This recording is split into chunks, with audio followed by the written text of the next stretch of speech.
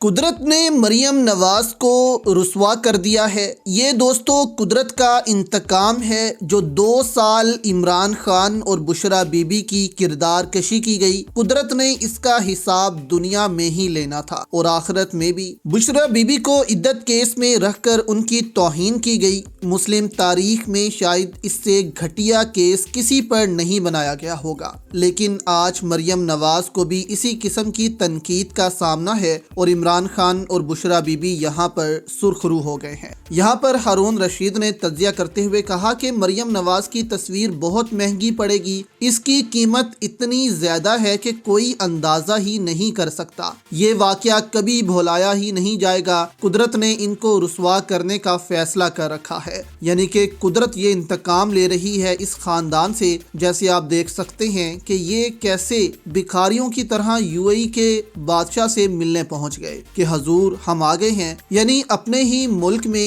یہ بھکاریوں کی طرح یو اے ای کے صدر سے ملنے پہنچے ہیں اور یو اے ای کا صدر آگے کھڑا ہو کر انہی کے ملک میں انہی کا استقبال کر رہا ہے۔ اب یہاں پر طیبہ راجہ ہیں، انہوں نے ٹویٹ کرتے ہوئے کہا کہ عدت کیس میں ایک عورت پر جان بوجھ کر کیچڑ پھینکنے والوں کو اپنی عورت کے ہاتھ سے ڈالی گئی جھپی پر شور مچانے والے برے لگ رہے ہیں، اللہ کی شان ہے۔ یعنی کہ اب نون لیگی لیڈر جو ہیں وہ اس کو ڈیفینڈ کر رہے ہیں کہ وہ حکمران تھے، ان کا استقبال جو ہے وہ کرنا تھا، تو اس چیز کو اب ڈیفینڈ کر رہے ہیں۔ تو یہاں پر طیبہ راجہ نے کہا کہ عدت کیس جیسے گھٹیا کیس کو آپ ڈیفینڈ کرتے رہے ہیں کہ یہ صحیح کیس ہے اور آپ کی مریم نواز کی جو جھپی ہے وہ ٹھیک ہے۔ یہاں پر ملیحہ ہاشمی نے کہا کہ مریم نواز کا عربی شیخ کے ہاتھ کو اپنے دونوں ہاتھوں سے پکڑ کر گرم جوشی سے مصافحہ کرنے پر شاید عوام کا اتنا سخت رد عمل نہ آتا اگر مریم نواز نے اپنے بارے میں یہ نہ کہا ہوتا کہ میں تو اتنی مذہبی ہوں کہ نیب کو جواب جمع کروانے نہیں جا سکتی کیونکہ تفتیشی افسر جو ہے وہ نامحرم ہے۔